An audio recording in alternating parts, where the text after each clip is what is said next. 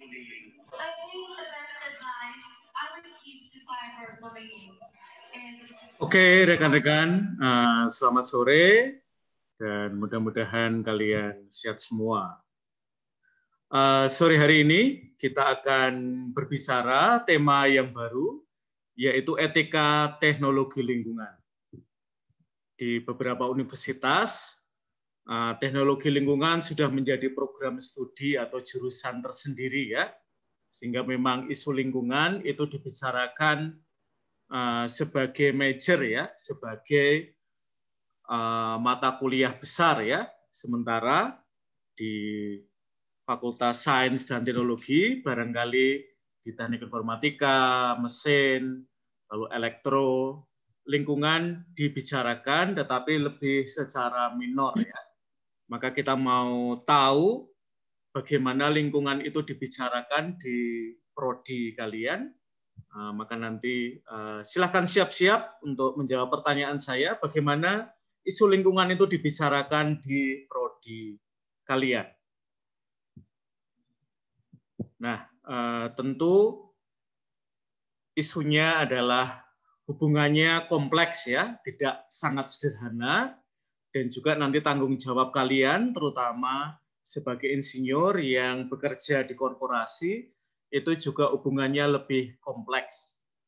Nah, sebagai awal, baik kalau kita tahu bahwa kerja sains dan teknologi itu menghasilkan beberapa masalah lingkungan, pada saat yang bersamaan juga dalam arti positif bisa mengatasi persoalan lingkungan. Nah, yang mau kita jawab dari kelas ini adalah kewajiban apa yang harus dimiliki oleh profesi sains dan teknologi terkait dengan lingkungan. Nah, sekitar 2 tahun yang lalu saya punya kesempatan untuk melihat sains dan teknologi di tempat lain ya. Saya punya beberapa hari, waktu itu di Yordania, lalu di Palestina, dan di Israel. Dan saya ingin membagikan sebagian pengalaman ya ketika di Israel dan melihat bagaimana teknologi dalam kaitan dengan lingkungan itu digarap di sana.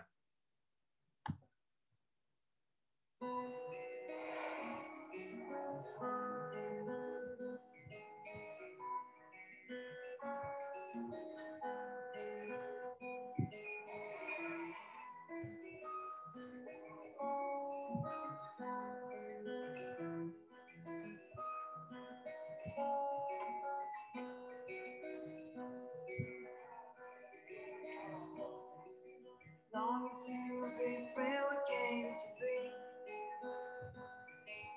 Moon shadows upon the night sky. For how long have we been driving by? For how long have we been driving by?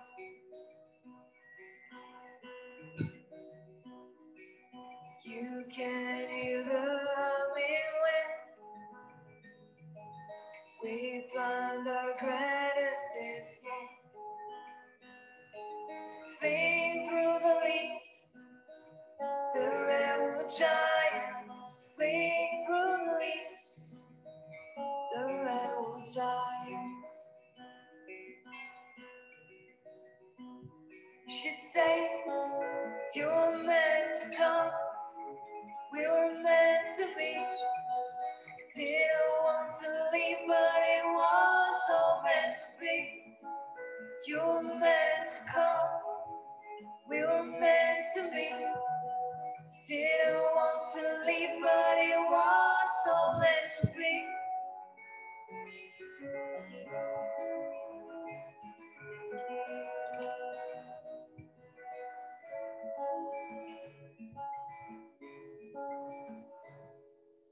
It's me, I dance on the back,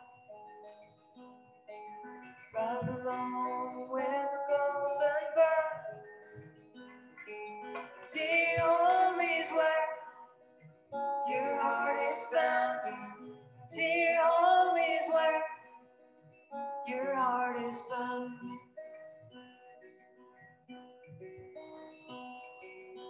World goes by, the trains go by. Life goes by, but time is still. Dear home is where your heart is found. Dear home is where your heart is found.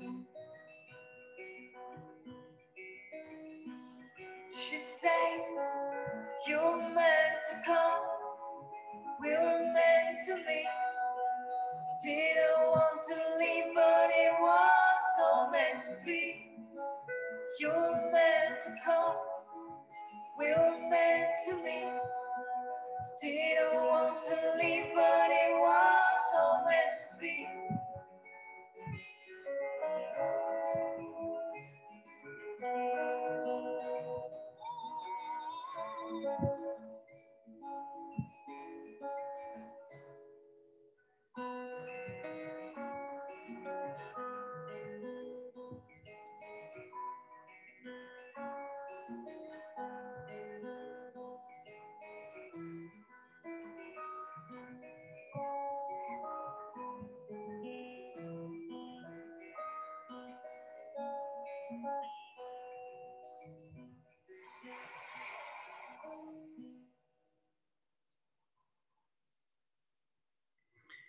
Oke, berturut-turut dalam beberapa minggu ke depan kita akan mulai bicara tentang etika profesi dalam kaitan dengan isu lingkungan, isu kesehatan, dan kemudian isu-isu yang lain ya. Salah satunya yang lain adalah multinational corporation ya.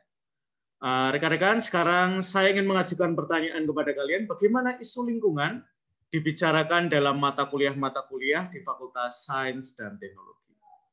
Nah, saya akan mulai bertanya kepada kalian. Francisco Dias. Halo Romo. Ya, gimana? Saya tidak sehari-hari ya ada di fakultas kalian. Saya cuma ngajar 2 kelas, jadi saya tidak tahu dinamika di Fakultas Sains dan Teknologi ya. Nah, kalau menurut Francisco Dias, apakah lingkungan sering disebut ya dalam mata kuliah kalian? Kalau disebut biasanya dalam kaitan dengan apa, Francisco Dias?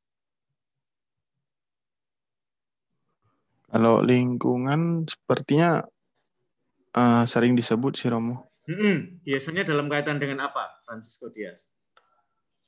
Kaitan ini seperti lingkungan tempat kita bekerja nanti gitu. Oke, lingkungan tempat bekerja ya. Ada yang lain lagi? Lingkungan yang suka disebut? Kalau lingkungan tempat kita bekerja biasanya itu sebuah subjek lain ya. Biasanya nanti entah teknologi industri atau apa gitu ya. Nanti juga teman-teman di psikologi biasanya itu sudah menjadi bagian yang besar ya. Jadi misalnya kalau dalam psikologi kesehatan ya, mental pegawai itu penting ya, maka ada banyak psikolog yang ada di korporasi, terutama yang berkaitan dengan industri. Gitu ya. Nah, selain bahwa kalian akan bekerja ya di sebuah tempat, di sebuah lingkungan kerja tertentu, ada yang lain lagi nggak, Francisco, yang dibicarakan? Yang sering sih itu Romo, lingkungan tempat bekerja nantinya gimana, teknologi yang nanti kira-kira dipakai seperti apa gitu. Oke, jadi lebih lingkungan gimana nanti kepakaran kalian atau ekspertis kalian diaplikasikan ya. Oke, terima kasih. Thomas Christian. Sekia Romo. Iya, Thomas Christian. Tadi Francisco sudah omong ya, lingkungan yang dibicarakan di mata kuliah kalian terutama adalah lingkungan kerja ya. Nah, apakah ada lingkungan lain yang juga disebut dalam mata kuliah tertentu barangkali? Iya, kalau saya sama kayak dia semua yang sering saya dengar di mata kuliah itu ya tentang lingkungan kerja, belum membahas lingkungan lain Romo. Biasanya tuh di mata kuliah apa? Kalau teknologi dikaitkan dengan lingkungan kerja kayak gitu. Itu biasanya banyak dibicarakan di mata kuliah apa, Thomas? Ya, kalau saya apa ya? Kalau mungkin mata kuliah interaksi manusia dan komputer, Romo. Itu kan akan Oke, membahas interaksi mengenai manusia dan interaksi. komputer ya. Iya, mengenai interface Oke. apa dengan kita. Oke, jadi apa? Teknologi dalam kaitan dengan manusia dan mungkin lingkungan sekitarnya ya. Oke, terima kasih Thomas. Sanudin. Ya, Ramo. Oke, mau nambahkan sesuatu, Iksan? Atau pengalaman kamu kurang lebih sama dengan teman-teman kamu? Ya, kalau sesama TI ya kemungkinan lebih besar dari dunia yang pekerjaan, Romo. Karena ya semua mata kuliah teknik informatika terutama yaitu tentang membahas lingkungan kerja seperti itu, Romo. Oke.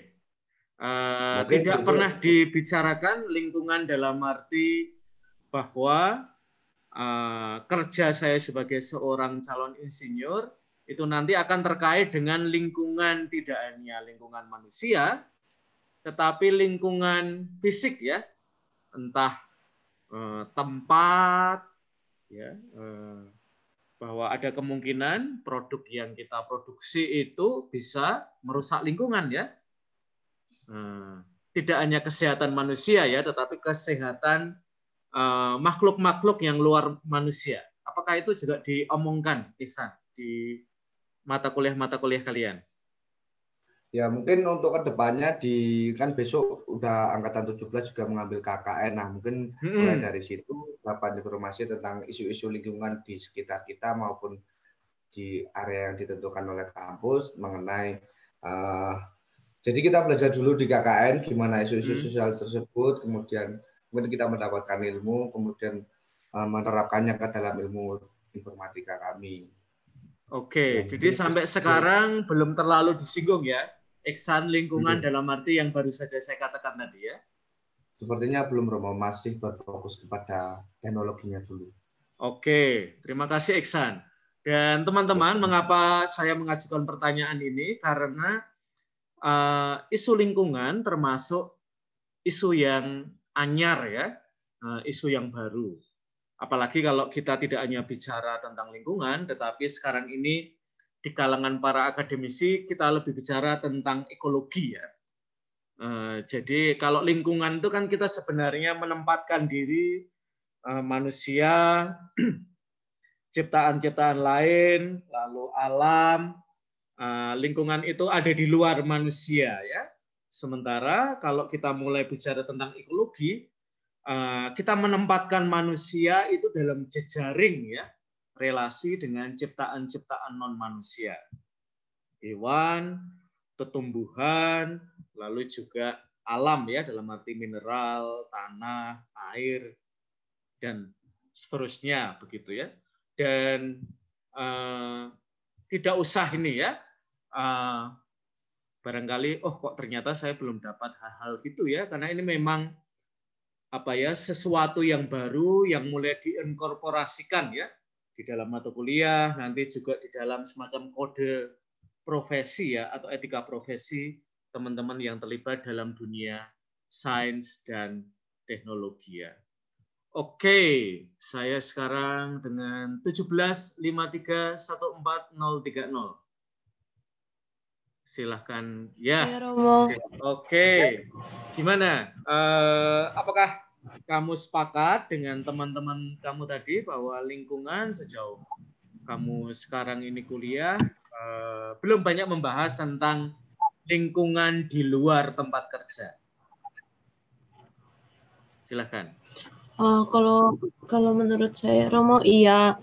Soalnya sejauh ini yang paling banyak dibahas itu tentang lingkungan tempat kerja. Tapi yang pasti juga untuk kedepannya bahwa teknologi dalam melaksanakan dalam membuat suatu teknologi itu tetap harus diperhatikan lingkungan tempat manusia itu tinggal. Seperti itu, Romo, karena jika sebuah teknologi yang dibangun itu nanti akan berpengaruh terhadap kehidupan manusia dan membawa dampak buruk, itu pasti nanti teknologi itu kemungkinan besar akan sulit diterima oleh manusia itu sendiri, Romo, seperti itu.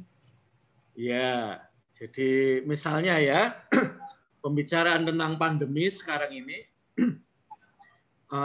salah satu ceritanya adalah tentu terkait dengan ekologi ya, bahwa ketika manusia itu tidak hanya menjaga jarak satu sama lain ya, ada social distancing, bahkan physical distancing, tetapi juga aktivitas manusia kan sebenarnya melambat ya karena pandemi. Dan mereka yang terlibat dalam isu-isu teknologi melihat ya, ketika manusia itu mengurangi aktivitasnya, terutama aktivitas industri ya, alam itu sedang recover herself ya, atau itself ya. Jadi alam itu sedang menyembuhkan dirinya ya. Saya misalnya ya mengira ya, ketika dulu saya tahun 2005 ya berangkat ke Amerika untuk sekolah, saya tuh ya mengira ya langit di Amerika sama di Indonesia, di Jogja atau di Jakarta ya sama-sama saja ya, karena ya sama-sama kota ya. Saya waktu itu tinggal di Berkeley ya, kalau Sabtu biasanya jalan-jalan ke San Francisco, ya rasa-rasanya kan ya sama aja ya, Jakarta, Jogja, San Francisco. Sampai saya akhirnya sampai ke tempat itu ya, dan hari-hari pertama ya saya suka motret ya keindahan kota itu, dan saya unggah ya ke media sosial, dan sebagian besar teman saya tanya pada saya ya, Romo itu langitnya Romo bersihkan atau gimana ya, kok biru sekali ya, agak beda dengan di Jogja ya, di Jogja agak beruat-beruat, warnanya tidak sebiru itu, apalagi di Jakarta ya, seringkali langitnya itu tidak hanya coklat ya, tapi mendekati hitam. Dan saya bilang ya, tidak ada tidak ada ini ya, intervensi digital apapun ya, yang kamu lihat itulah apa yang saya potret ya, tidak saya apa-apain ya. Dan memang langitnya itu di sana warnanya biru ya. Tidak begitu sama dengan tempat kita, karena polusi udara itu dikontrol ya, karena sudah menjadi kebijakan. Dan bahkan mumpung ini ya di Amerika lagi rame tentang pemilu presiden, isu lingkungan itu selalu menjadi isu yang menjadi bahan perdebatan yang sangat sengit ya. Oke, terima kasih ya. Sekarang Aditya. Aditya ada? Oke, Adventus Dio. Ya, Romo. Oke, gimana Adventus Dio? Apakah menurut kamu, apakah memang teknologi itu bisa dilepaskan dari lingkungan ya? Karena kalau kita melihat ternyata di bidang-bidang yang sebenarnya sangat terkait dengan lingkungan, ternyata tidak selalu ya lingkungan itu dibicarakan sebagai sesuatu yang terkait dengan sains dan teknologi. Menurut Dio gimana?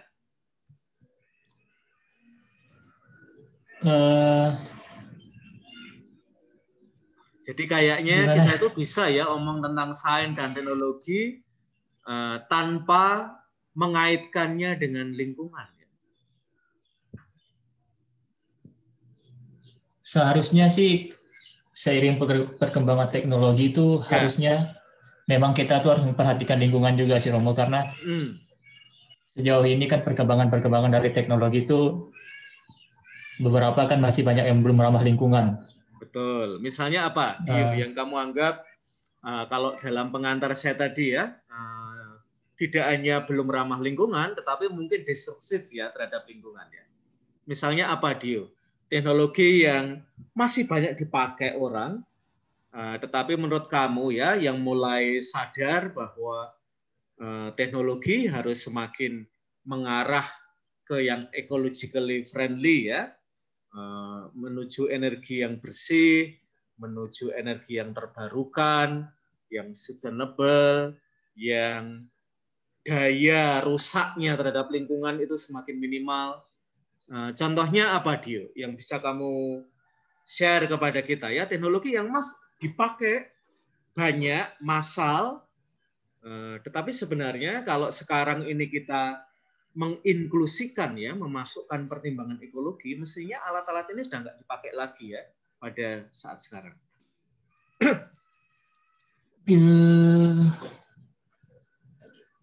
Gimana ya? Kalau contohnya apa? Mungkin contohnya lebih ke arah pembangunannya sih, Romo. Pembangunan pabrik, silakan, teknologinya sih.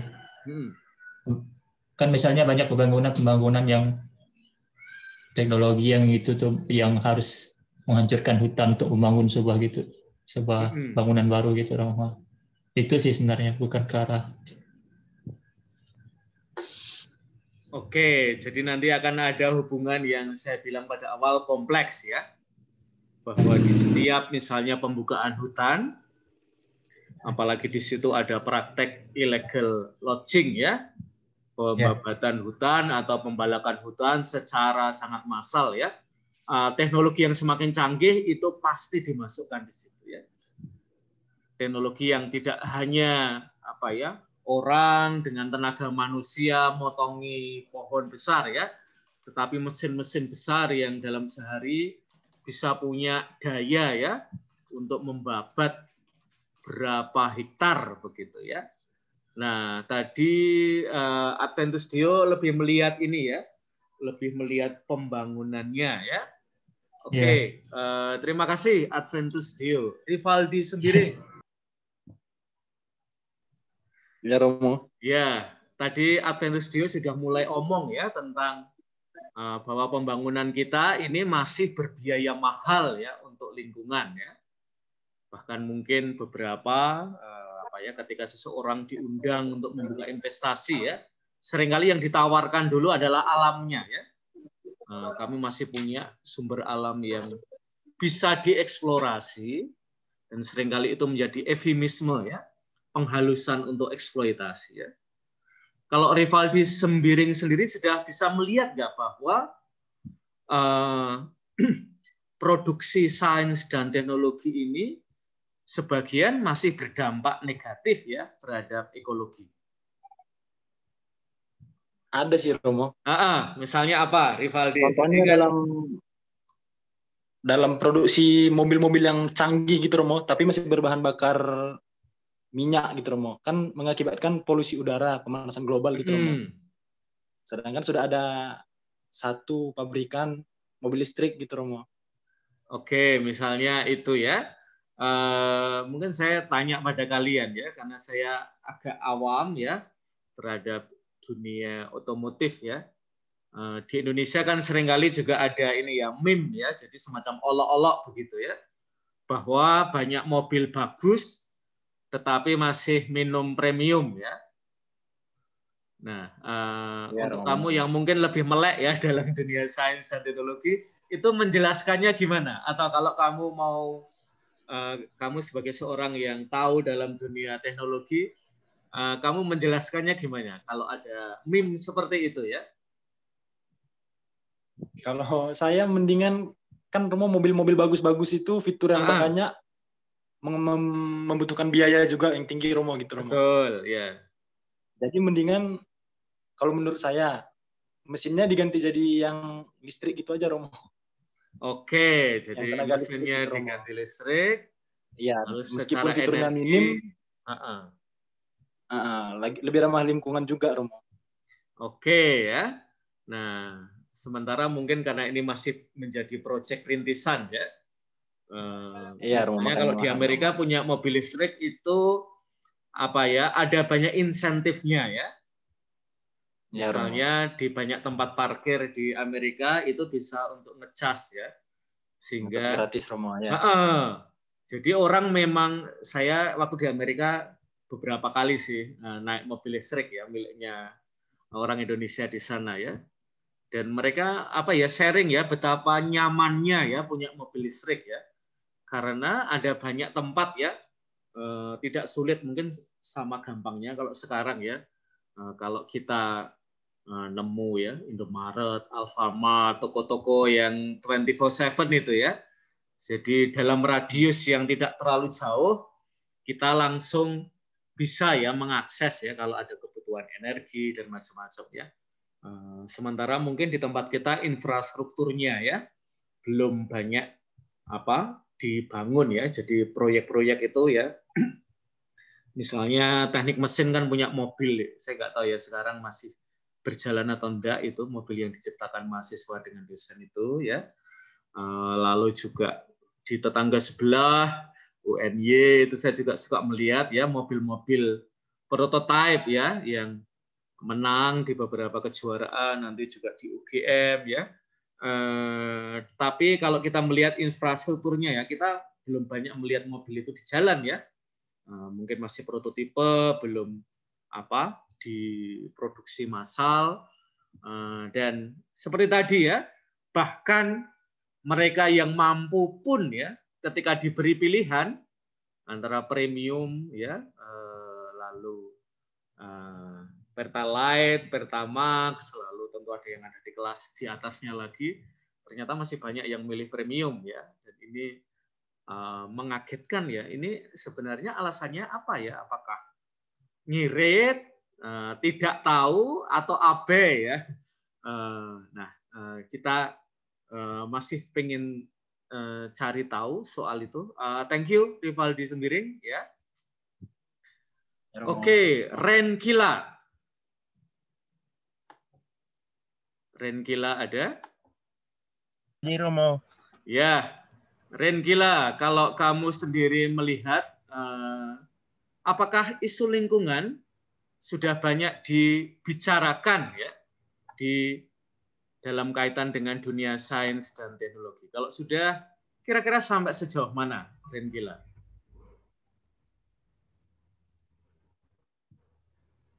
Paling untuk teknologi ke depannya itu harus lebih ramah lingkungan atau merusak lingkungan yang sering dibahas paling ramah.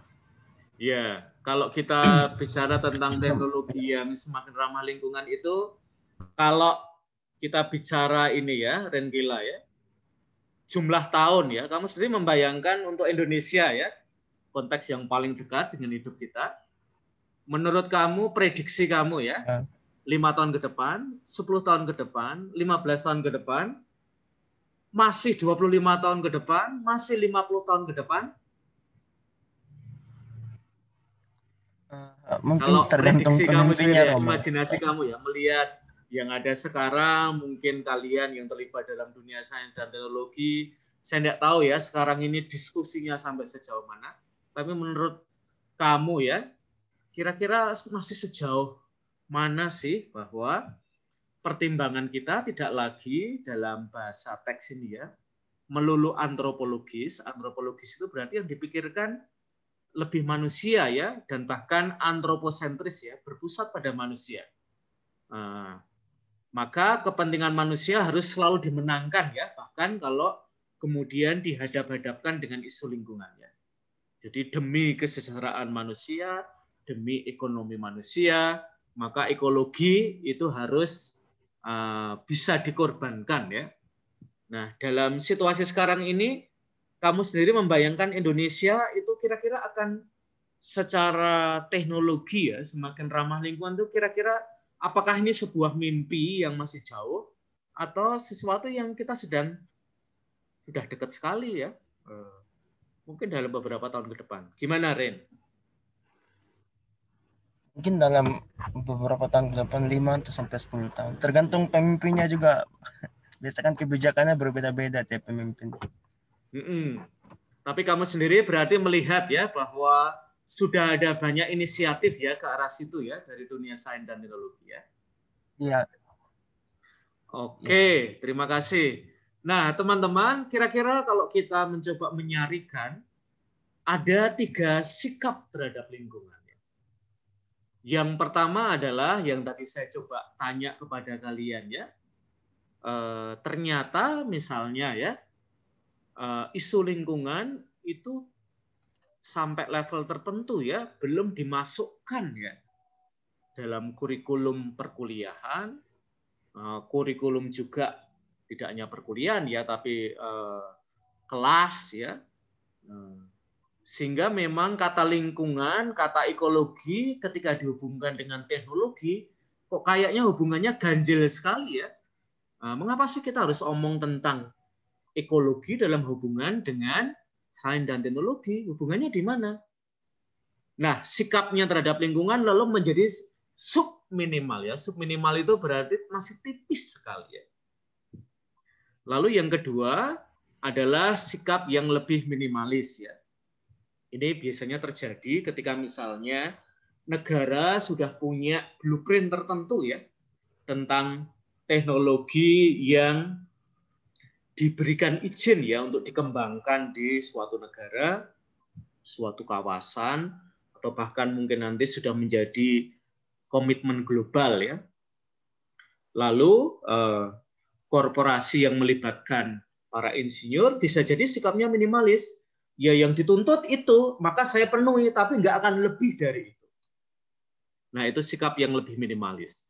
Sementara sikap yang lebih progresif adalah saya tahu hukumnya hanya mensyaratkan misalnya terkait dengan teknologi ya, misalnya sekarang ini di banyak pabrik ya, AMDAL ya, analisis dampak lingkungan itu adalah salah satu ya proposal yang mesti diinklusikan ya ketika menginstal suatu pabrik dengan produksinya ya. Nah, mereka yang punya sikap progresif tidak puas ya hanya dengan mengikuti AMDAL ya, itu dianggap mereka masih minimalis ya. Maka mereka mau berbuat sesuatu yang lebih bahwa kita bisa ya lebih daripada itu ya. Maka kemudian ada pergeseran ya dari etika yang antroposentris semakin bergerak ke etika yang semakin ekologis. Jadi perkembangan teknologi itu dinilai tidak hanya memberikan manfaat untuk manusia, melainkan juga dilihat ya apakah punya dampak, punya risiko terhadap ciptaan-ciptaan non-manusia, terutama yang paling ringkih ya, misalnya alam, lalu tetumbuhan, lalu dunia fauna ya. Maka misalnya nanti kalau di Kalimantan ya ada isu di sekitar hilangnya keanekaragaman hayati ya, keanekaragaman fauna, lalu kita perlu introspeksi. Nah ini negara yang telah saya kunjungi, bagaimana mereka mengembangkan terutama terkait dengan isu lingkungan. Today, they offer sustainable turnkey projects that include high-tech greenhouses and advanced control and monitoring open platform. This open platform wraps up 50 years of experience, put it up in the cloud, use this big data in order to serve every farmer worldwide. Israel recycles over 86% of its wastewater, by far the highest in the world. The Shakdan treatment plant takes raw sewage, filters it again with microorganisms, and cleans it until it is safe to drink. Taranis is an intelligence platform that uses satellite imagery, aerial footage, big data, and predictive analytics to monitor fields and help farmers make the best decisions. We can image a field in a really, really high resolution, about 0.1 millimeter per pixel. Wow. That means that we can see a tiny insect on a leaf, and then we can train a computer to analyze it, find these insects or weeds or disease, and give the farmer a report, and then we can spray according to this report. Just where in his field we can find the weeds, he can apply spraying just there. BioBee uses predatory wasps to control insects as a biopesticide. It thereby reduces the need for chemical pesticides by up to 70%. Groundwork BioAg uses tiny microscopic fungi to help plant roots absorb more nutrients. This increases crop yield with less fertilizer. So the fungus penetrates the plant root. It effectively extends that root in an underground web. The fungus can break down nutrients that are otherwise unavailable to the plant and physically mobilize them into the plant. if robotics mix robots with computer vision that can actually pick fruits straight off the trees? The plant uses big data and sensors to talk with plants to know exactly what nutrients they need and when they need to be watered. With more people on the planet, we need to grow more food with less water and smarter, cleaner processes. This is the next agriculture revolution right here in Israel.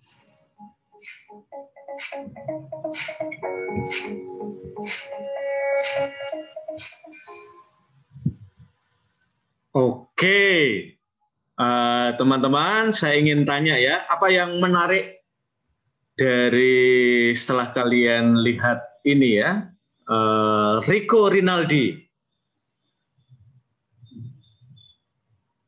Apa yang menarik dari kamu dari tayangan ini ya, dari sisi seseorang yang terlibat dalam sains dan teknologi? Dion Klau? Ada Romo. Ya, menurut kamu apa yang menarik dari teknologi ini ya? Kalau saya yang pernah saya alami ya, ketika saya ada di tembok ratapan, Israel itu adalah salah satu negara yang punya isu dengan air ya. Karena kebutuhan air besar dan saya waktu itu ya bahkan air itu beli dan belinya itu mahal ya kalau kita jadi turis ya. Tetapi di tembok ratapan itu saya melihat air yang melimpah ya dan menurut saya enak sekali ya saya minum di situ karena memang bisa diminum dan sehat ya sampai akhirnya saya tahu ya bahwa meskipun kelihatannya air itu terbuang, tapi di Israel air itu di-recycle ya. Sehingga sangat minimal ada pembuangan air. Nah, kalau Dion, apa yang menarik dari tayangan tadi, Dion? Kalau menurut saya yang menarik dari tayangan tadi, teknologi mereka sudah sangat canggih untuk bagian pertanian begitu. Apalagi tadi mana yang paling menarik, Dion, dari semua teknologi yang tadi ditampilkan itu? Yang menarik itu pada saat mereka meneliti tentang itu di bagian serangga tadi, di serangga untuk untuk fertilizer untuk serangga tadi sama mesin untuk panen tadi. Ya. Karena dari situ kayak kelihatannya mereka sudah mengurangi tenaga manusia begitu. Jadi semuanya dilakukan oleh robot. Betul ya. Nanti kamu tanya Romo Hari Suparwito ya. Beliau kan juga sekarang melakukan riset tentang itu ya. Tentang biri-biri di Australia ya. Dan semakin membutuhkan lebih sedikit orang tetapi dengan teknologi yang semakin tinggi ya. Saya tadi juga nggak bisa membayangkan ya. Ternyata memetik buah itu bisa langsung dapat buahnya ya dengan mesin ya. Kita aja seringkali dengan tangan perlu cari-cari ya. Dan ini menurut saya istimewa. Lalu tadi seperti Dion juga sebut, pupuk yang digunakan itu bedanya sampai 70% berbeda ya. Jadi yang di tempat kita masih barangkali 100% dibutuhkan, di Israel itu sudah 30% saja ya. Dan bahkan itu juga setelah sudah ditambahkan bisa hamanya itu semakin minimal. Nah, teman-teman, ini yang saya mau katakan kepada kalian di kelas ini bahwa teknologi bergerak semakin memberikan perhatian pada isu lingkungan karena lingkungan dipandang tidak lagi sebagai bagian yang ada di luar teknologi, ada di luar manusia, melainkan menjadi bagian dari hidup kita sebagai manusia bersama dengan ciptaan-ciptaan lain. Maka etikanya adalah etika yang semakin ekologis, tidak lagi antroposentris.